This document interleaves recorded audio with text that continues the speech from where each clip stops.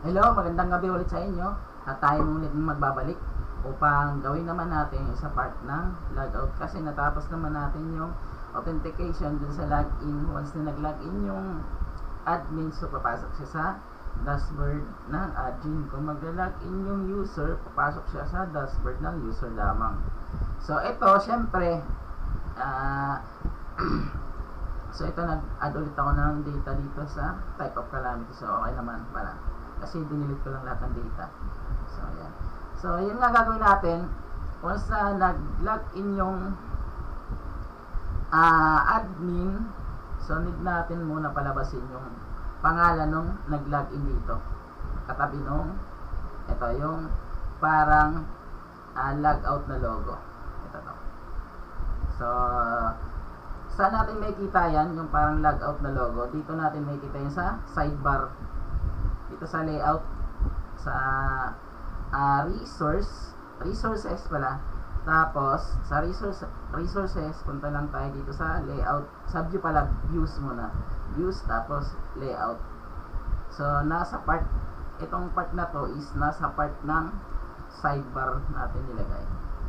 Ito yung ating sidebar. So ito, so check muna natin, lalagay muna o palabasin muna natin kung sino yung yung name ng admin. So i-type natin auth. So default to ng Laravel, tapos auth user. So ganyan, ibig sabihin itong user na to, ito yung pinaka pangalan ng ating table dito. So ito, hindi mo na kailangan lagyan pa ng S. So ito yan. So itong table na to, ilalagay natin, need natin yung ilagay. Tapos anong ilalagay natin dito? Kunin lang natin itong name. So copy natin. So ilalabas niya yung name nung admin na naka-login. So test natin. So ayan, napansin mo, ayan o, nailabas niya yung John Duo. So papansin mo nito, click natin yung user na table. So nilabas niya, expand natin, expand mo na, nilabas niya to. So diba, napalabas natin. So ganun lang magpalabas nung user na nag-login. Pwede pa rin naman palitan ng ano, kung gusto mo ito email, palitan mo lang ng ano, email. Yan, ganyan. So check natin kung lalabas yung email. So ayan, ganun lang. So ayan o, diba? So gusto lang natin is name. Pero syempre, bakit naman ng ano nun, kulay black? So font color na lang natin. Lagyan natin yung, dito natin lagay yung pinaka panapos ng font.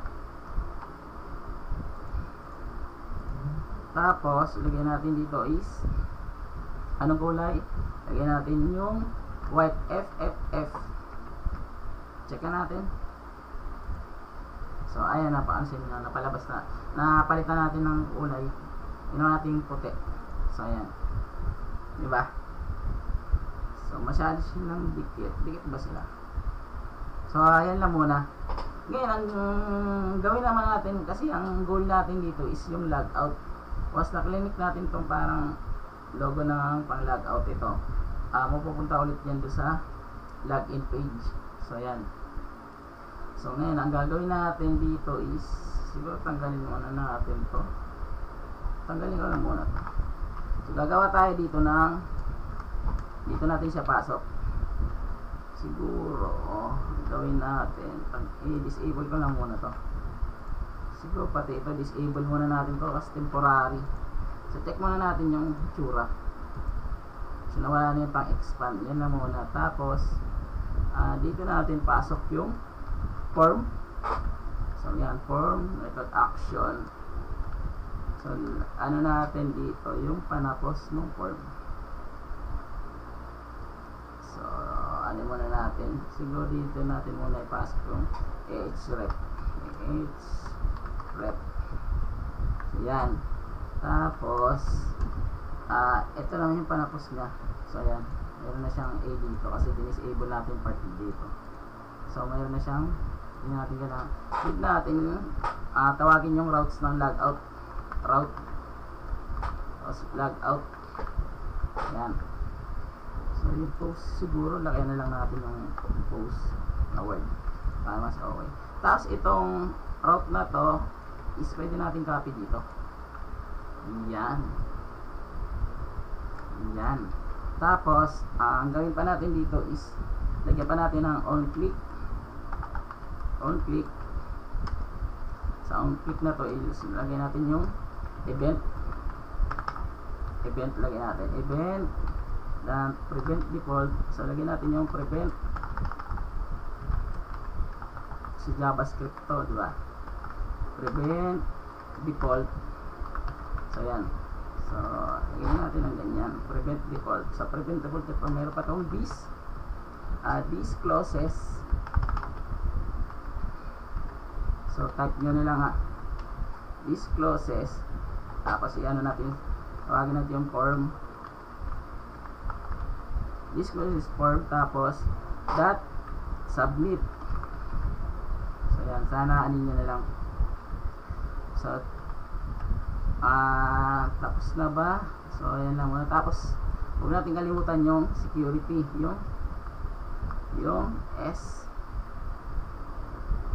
ano ba yan? CSR, ayan yan. Yung CSRF, security ni Laravel. So, ayan. Check natin kung magla-logout na yun. So, i-expand ko lang nga para alam nyo yung ano. Expand natin. So, ayan na. So, ayan yung ating ginawang logout. Ayan. Diba? So, ayan. So, wala pa pala panapos yung ating form. Wala pa panapos yung ating form. Wala pa pala. So, ito yung panapos dito. Wala. So, lagay natin yung panapos. Yan. So, yan. So, baba kaya natin. Baba natin para makita. Yan. Para makita. So, yan. Mas okay yung ganyan. So, ayusin natin. Yan. So yan, yan yung ating ginawa, logout. Saka napalabas natin yung pangalan nung nag-login. So refresh natin, check natin kung magla-logout. So ayan, diba, nag-logout. So try naman natin ulit i-login. Admin. Ulitin natin, login ulit natin sa admin. 1, 2, 3, 4, 5, 6, 7, 8. So login. So ayan, di ba? So lumabas na yung sino nag-login. Tapos logout natin. So ayun, tapos try na nga natin tong user. Ay yung user 1 2 3 4 5 6 7 8. So ayan, di ba? So wala pa kasi siyang dashboard. I-recta mo natin siya dito. So logout natin siya dito. So ayun, nagawa natin yung logout part. So ganito lang yung ating logout.